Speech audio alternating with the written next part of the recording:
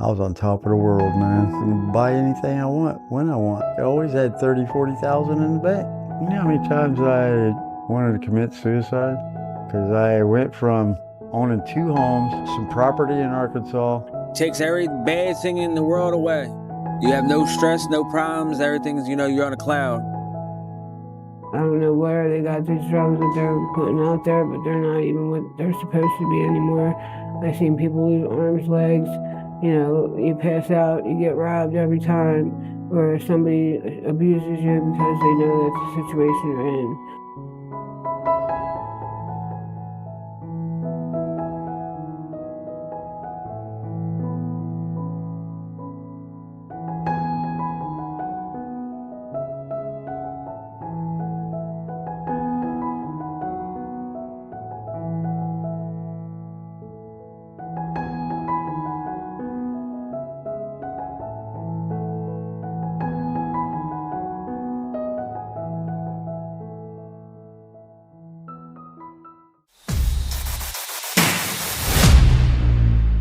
Right now, in America, there are 16 million empty homes. 16 million. Houses with roofs, houses with walls, houses with kitchens and bathrooms and beds. Sitting empty. And right now, on the same streets, in the same cities, in the same neighborhoods, 650,000 people have nowhere to sleep tonight. Now, pause. 16 million empty. 650,000 homeless. The math does not add up. The logic does not hold. The numbers do not make sense. Because if you took just 4% of those empty homes, just 4 out of every 100, you could house every single homeless person in the United States of America tonight. So the question is not complicated. It is not political. It is not even difficult to ask. If the homes exist, why are the people still outside? Make sure you watch this video until the end. Because the answer to that question is not what most people expect, and it will completely change how you see this country in this documentary. We go inside the paradox that nobody wants to explain. We follow Sarah, a 39-year-old nurse who lost her apartment and spent 8 months living in her car while driving past empty houses every single day. We follow the money and ask why billions are spent on homelessness while millions of homes sit untouched. And we ask the question that the headlines never finish answering. If America has enough homes for everyone, what is actually stopping everyone from having one? Subscribe to Globe Path. Because we go deeper than the headline. And this story goes very deep. Chapter 1. The woman who drove past empty houses every day. Her name is Sarah. She is 39 years old. She worked as a licensed practical nurse for 11 years. Early mornings, long shifts, difficult days, difficult nights. But every month, she paid her rent. She had a small apartment, a car, a routine. That was enough. Then, the building was sold. New owner, new plans, new prices. Her rent was raised by $800 a month. Overnight, she did the math. It did not work. She tried to find another apartment. In her city, available units at her price range had waiting lists of 3 to 6 months. She could not wait 3 months. Her lease ended in 30 days. So she did what millions of Americans do when the math stops working. She moved into her car. Now, pause. Sarah was still working, still going to her job, still caring for patients, still contributing. She would park in a quiet neighborhood before her shift, change in a gas station bathroom, arrive at work looking like everyone else. Nobody knew. And every single morning, driving to work, she passed the same street. A row of houses, some with overgrown yards, some with broken gutters, some with boards on windows, all empty. She counted them once. 11 empty houses. On one street. In one neighborhood. In one city. And she was sleeping in her car. Now think about this. Sarah is not a statistic. She is not a failure. She is not someone who made bad choices. She is a nurse. a working, contributing, skilled human being. And for 8 months, 11 empty houses on one street were closer to a roof than she ever got. So here's the question that Sarah asked herself every single morning. If those houses are empty, why can't I be inside one? Chapter 2. 16 million empty.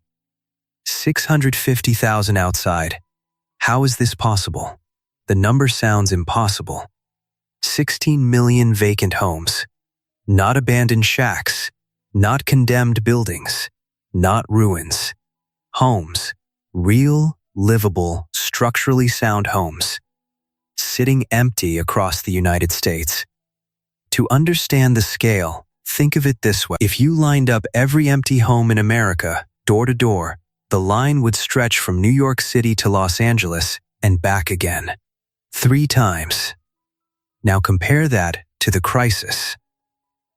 The United States has approximately 650,000 homeless people on any given night. That number comes from official counts, which most experts say undercount the real number by 30 to 50%.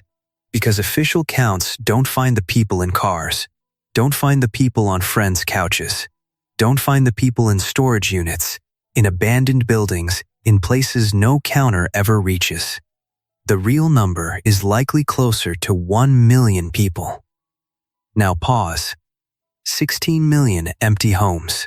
1 million people without one. The ratio is not close.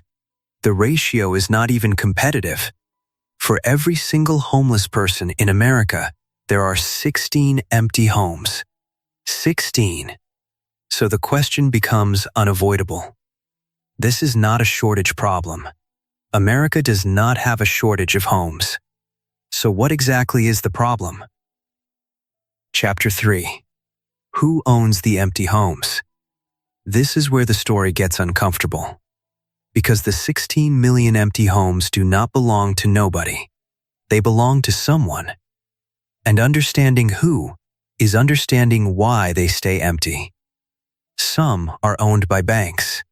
Foreclosed properties sitting in legal limbo, waiting for paperwork to clear, waiting for markets to improve, waiting for the right moment to sell. Some are owned by investment companies, large firms that purchase homes, not to live in, not to rent, but to hold. Because an empty home that increases in value every year is more profitable than a rented home with maintenance costs and tenant issues. Now pause, read that again. An empty home can be more profitable than a home with a person in it. That is not illegal. That is not even unusual. That is just how the math works when housing becomes an investment asset instead of a human necessity. Some empty homes are vacation properties, second homes, third homes, used a few weeks a year and empty the rest. In some American cities, 1 in 5 homes is a short-term rental or investment property, not a primary residence. Chapter 4. What happens when you try to use an empty home across America? People have tried to solve this themselves. Community organizations have identified empty homes and proposed using them for temporary shelter. Advocates have pushed for vacant property ordinances, rules that require owners to either use or sell empty homes after a certain period. Some cities have experimented with acquiring vacant properties and converting them into affordable housing. The results? Slow, expensive, complicated. Because an empty home does not become a homeless person's home just because the logic says it should. It requires legal ownership transfer, building inspections, permits, renovation costs, utility connections, ongoing management, and every one of those steps takes time and money that moves slower than the crisis it is supposed to solve. Now, pause. Deshaun is 24 years old. He aged out of the foster care system at 18 with no family, no savings, no safety net. He has been homeless for 3 years. In his city, there are over 4,000 vacant properties, 4,000 empty structures, and Deshaun has slept outside for 3 years. Not because nobody tried, Because the distance between an empty building and a livable home is filled with a process that moves in years, while Deshaun's life moves in days. And every day that the process continues, Deshaun is still outside. Chapter 5. The billions that didn't fill the gap. America spends approximately $10 billion every year on homelessness programs. Federal funding, state budgets, city allocations, nonprofit grants, $10 billion, and the homeless population has not gone down. In many cities, it has gone up. Now, follow the money. Because this is where things become difficult to ignore. Of that $10 billion, a significant portion goes to emergency shelters, temporary beds, short-term solutions designed to manage the crisis rather than end it.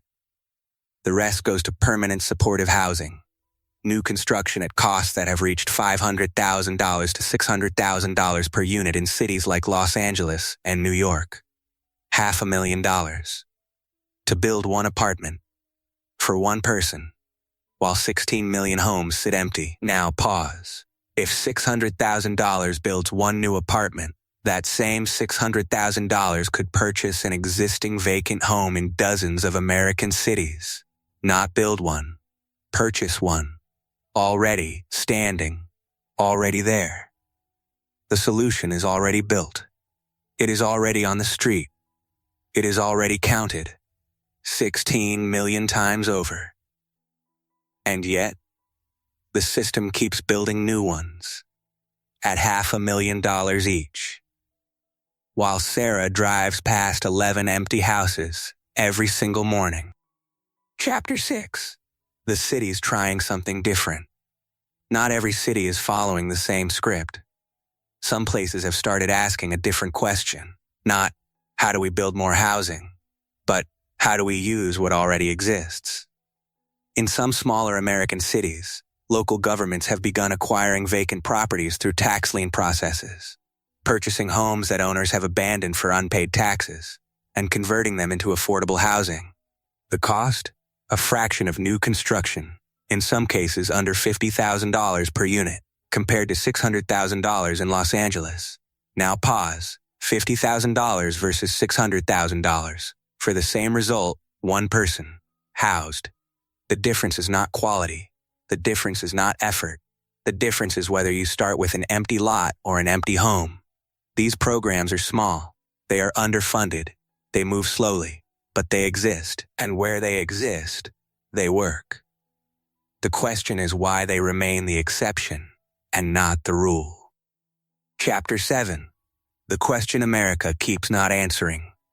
6 months after we first heard Sarah's story, we spoke to her again. She has an apartment now. A small one. Expensive. But hers.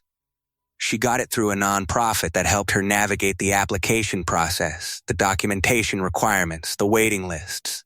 It took 8 months. 8 months in her car. 8 months driving past empty houses, and she was one of the lucky ones. Because she had a job. She had documentation. She had a car to sleep in which kept her safer than the street. She had things that made the system slightly more reachable for her than for most. Deshaun is still outside. Now think about this. America is not a country without homes. It is a country where homes and the people who need them exist in the same space and never connect. That gap between 16 million empty and 650,000 outside is not a gap of resources. It is a gap of priorities, of systems, of who the system was built for. And until that gap closes, the number outside will not go down. It will only get harder to see. Sarah still drives that street sometimes. The 11 empty houses are still there. Some look exactly the same. Same overgrown yards. Same dark windows. Same silence. She does not drive past them with anger anymore. She drives past them with a question. The same question she has asked every single morning for 8 months. If the homes are there, why are the people still outside? nobody has fully answered that question. Not the city, not the programs, not the billions spent.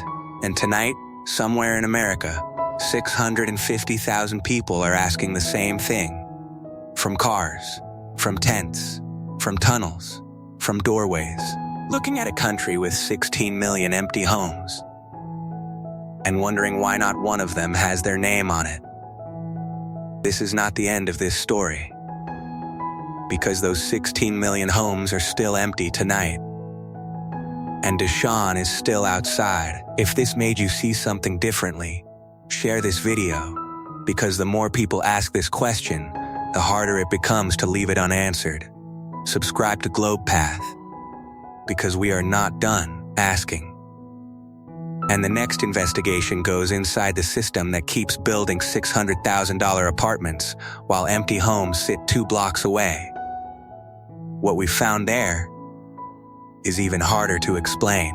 If you made it this far, you already see what most people drive past every day without stopping to ask.